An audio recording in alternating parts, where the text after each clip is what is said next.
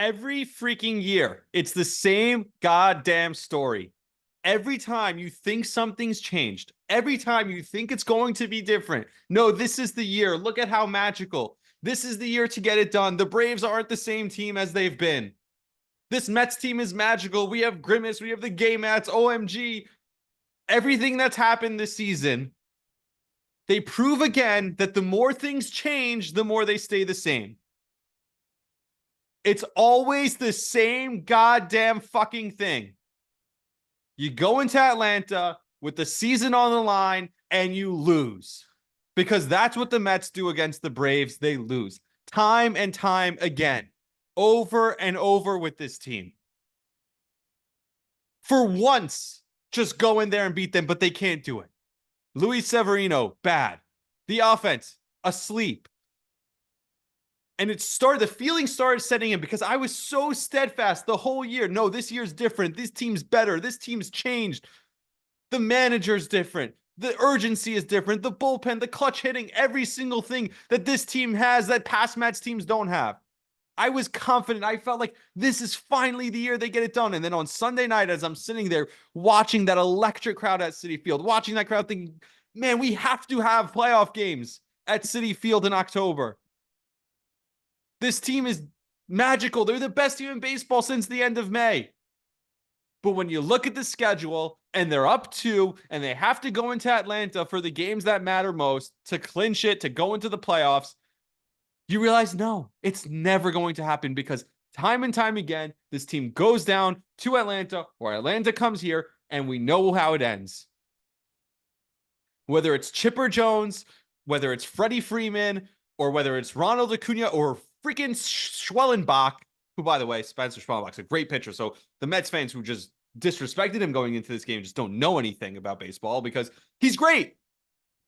But finally, when you get up for a game and you really think this year's going to be different, the doubt started setting in. And when I sat down to watch this game tonight, my thought was, because look, this is as emotionally invested in for all the jokes that I make on this show and other shows, all the jokes we talk about with my friends in the group chat. Oh, you love the Mets. Haha, Rami's a Mets fan. When I watch this game tonight, this is as emotionally invested in a baseball game as I've been maybe in 2-3 years since the last Yankee playoff game. I was all in on this game. I was so excited, especially seeing on Sunday night, watching the Mets pull that off, watching Nimmo hit the home run and go nuts around the bases, the celebration at Citi Field after the game with Nimmo talking to the crowd. Mendoza managing like it's a playoff game. Go get Edwin Diaz. Give me 6 outs. Diaz getting the job done. You felt a special buzz, what we felt all year about this team. And this is not good enough. Because I've said this 1,000 times on this show, expectations change. You've hired the bar for yourselves. This is the year you have to beat this Braves team because they're so good and so talented, but they're so hurt this year. This is a team, your team is magical. Oh, well, at least we have a season in September. Think about what we would have said in May if we knew that September we'd be playing meaningful games the last weekend of the season. No, that's bullshit. That's horse shit. It doesn't work like that anymore. You have this opportunity. You worked so hard for the last 4 months to get yourself back in this position, not to blow it to the fucking Braves like you always do. But that's what the Mets do. They blow it against the Braves. And they have to face Chris Sale, who's had an MVP Cy Young Award season resurgence this year, on Wednesday night. And then on Thursday, that could be rained out. God knows what happens if they have to go to Milwaukee and then come back for a game on Monday against the Braves. It's a mess. And sad to say that as emotionally invested as I was in this game, as much as I was dying for this team to give me something, to show some sort of life, they did it again. The Mets did it again. Because all they ever do is lose to the Braves in big games. And the more things change, the more they stay the same. The same thing over and over and over again. I thought 2024 was different. There were so many things. When I watched that game, I watched that celebration, I watched this team. I've seen this team get up off the deck 1,000 times over and over and over again. And then I watched them go into Atlanta and just lay an egg, not even be competitive, just sleepwalk through the game. I wish the game was played on Monday, the next night after that Sunday night game. First of all, because of the rain situation. But second of all, just it would feel like a continuation of the momentum. But no, the day off, baseball, of course, not helping the Mets, but the Mets couldn't help themselves in this game. And by the way, even if they only somehow lose 2 out of 3, or God forbid get swept, but still find a way to make the playoffs, Arizona falls out. Atlanta falls apart against Kansas City, who's desperate for a playoff spot also.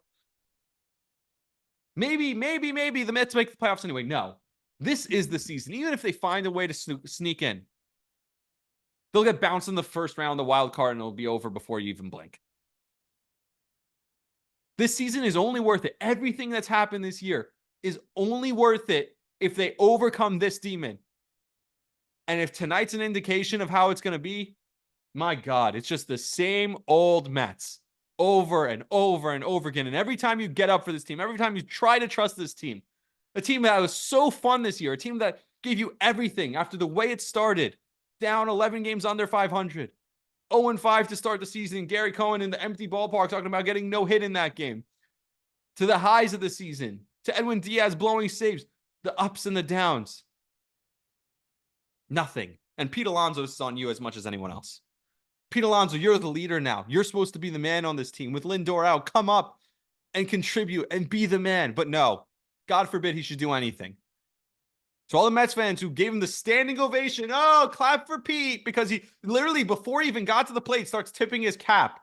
Before anyone even started cheering, how quick was he to tip his cap to that crowd? He was so excited. This is my moment. It's all about you, Pete, sure.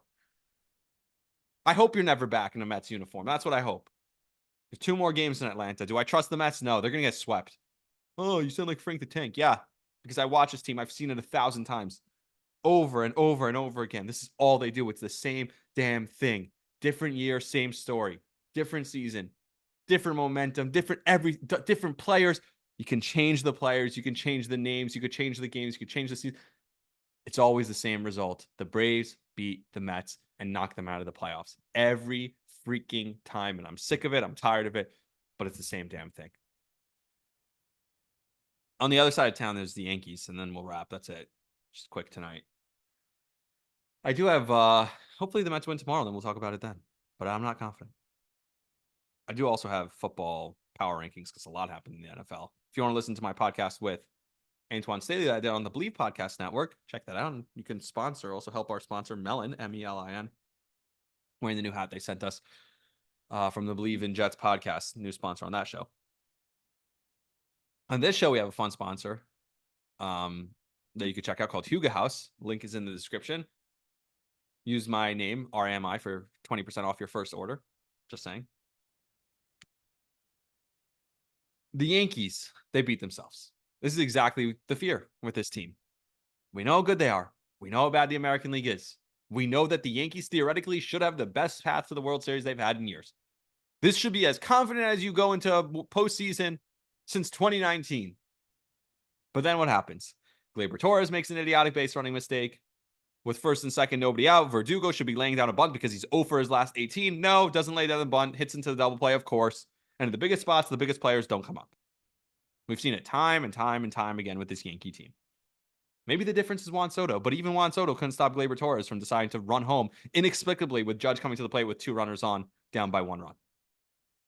Yep, same old thing. You couldn't hit off Dean freaking Kramer, who sucks. He's awful. It was great to have John Sterling back, don't get me wrong. And the Yankees probably should still, it would be a mega disaster because they'd have to go 0-5 the next 5. The Orioles would have to win 5 in a row for them to drop the American League East, which, okay, doesn't sound like that out of the realm of possibility. It shouldn't happen, but it could. But this is what you fear about the Yankees. No matter how good they are, no matter how weak the other teams are, only the Yankees can beat themselves. And they'll find ways to beat themselves. This is what they do. This is what we've seen every postseason. So when you wonder why Yankee fans aren't more excited, aren't getting up more for this postseason, it's because of nights like tonight. It showed you exactly what this Yankee team is. Because you come off the great road trip, 5-1, sweep the A's, the whole thing. You feel good about yourself. And then the team shows you again that as good as we are, we just beat ourselves sometimes.